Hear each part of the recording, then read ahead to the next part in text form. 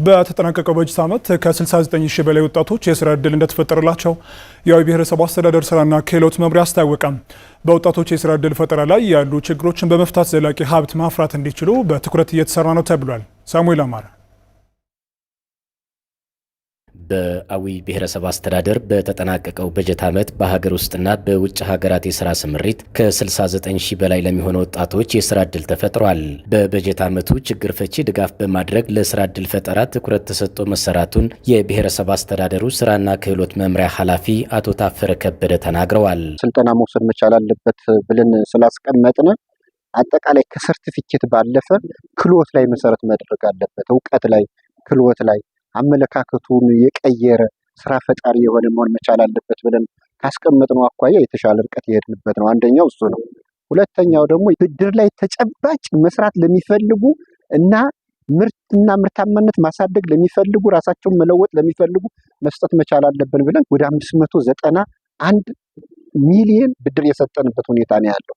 ከአዳዲስ የመስሪያ ሼዶች ግንባታ በተጨማሪ በህገወጥ መንገድ የተያዙ ከ200 በላይ ሼዶችንና ኮንቴነሮችን በማስመለስ የስራ ዕድል ለተፈጠረላቸው ወጣቶች እንዲተላለፉ መደረጉንም ገልጸዋል። 5 ዓመትና ከዚያ በላይ የተጠቀሙ ለሶስተኛ ወገን ያስተላለፉ ያከራዩ አስመልሰን ለተጠቃሚዎች ያሸጋገርንበት ወደ 120 የሚሆኑ ህገወጥ ኮንቴነሮችን ደግሞ ወደ ህጋዊ አስመልሰን ለተጠቃሚዎች ያስተላለፍንበት ነው በዚህ ዓመት ማለት ነው። የእንጅባራ ፖሊቴክኒክ ኮሌጅ ዲን እምቢያለ መርከቡ ኮሌጁ አዳዲስ ወደ ስራ ለሚገቡ ወጣቶች የስራ ማስጀመሪያ አጫጭር ስልጠናዎችን እየሰጠ ነው ብለዋል። ነባር ኢንተርፕራይዞችን በማጠናከር ለስራ ዕድል ፈጠራው የበኩሉን ድርሻ እየተወጣ መሆኑን አስረድተዋል። ከ11 ሺህ በላይ ስራ ፈላጊ ዜጎችን የኢንተርፕረነርሺፕ ስልጠና በመስጠት ከዛ በኋላ ደግሞ የቴክኒካል ስልጠና በመስጠት እንዲሁም በምዘና እንዲያልፉ በማድረግ በጣም ስኬታማ ስራ የተሰራበት ነው። ሁለተኛውና ወሳኙ ስራ ደግሞ ነባር ኢንተርፕራይዝ ድጋፍን በማጠናከርና እዛው ላይ ደግሞ የስራ ዕድል እንዲፈጠር ከማድረግ ረገድ ስኬታማ ነበር ተብሎ የሚወሰድ ነው።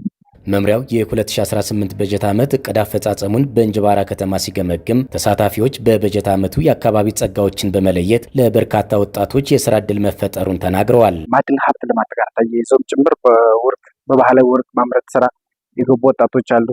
በጥቁር ድንጋይ ጭምርና በአሸዋ የመሳሰሉት የገቡበት ሂደትም ጭምር አለ። ሲጠቃለል ምንድነው እንደኛ ወረደ ባለው ፖቴንሻል ልክ ወደ ስራ በርካታ ወጣቶችን ያስገባንበት ሂደትም ጭምር አለ። በዶሮ እርባታ፣ በግ ማድለብ፣ ከብት ማድለብ ላይ ብዙ ሰፋ ያለ ስራ ሰርተናል። ጥሩ ነው እዛ አካባቢ ያለው የስራ ዕድል አማራጭ። ከዛ ውጪ የከተማ ግብርና አትክልትና ፍራፍሬ ወንዝን ተከትሎ ስለሆነ ከተማዋ ያለችው እሱም ሌላኛው በጣም የተሻለ ስራ ዕድል የፈጠርንበት ነው። ኮሪደርም ጨምሮ በዚህ ዓመት ብዙ መሰረተ ልማቶች ተሰርተዋል። መንገድ ስራ ላይ የተለያዩ ስራዎች ላይ እነሱን ተጠቅመናል። በመድረኩ በበጀት ዓመቱ የተሻለ አፈጻጸም ያስመዘገቡ ወረዳዎች፣ ከተማ አስተዳደሮችና አጋር ተቋማት እውቅና ተሰጥቷቸዋል። በ2018 በጀት ዓመት የምርት አቅርቦትን በዘላቂነት ለማሻሻል ከተከናወኑ ተግባራትና የገበያ መሰረተ ልማትን በማስፋፋት ረገድ አበረታች ውጤቶች መመዝገባቸውን የብልጽግና ፓርቲ ስራ አስፈጻሚ አባል ዶክተር ካሳሁን ጎፌ ገለጹ። የብልጽግና ፓርቲ ስራ አስፈጻሚ አባልና የንግድና ቀጠናዊ ትስስር ሚኒስትር ዶክተር ካሳሁን ጎፌ በበጀት ዓመቱ የኑሮ ውድነትን ለማቃለልና ገበያን ለማረጋጋት የተለያዩ ተግባራት ተከናውነዋል ብለዋል።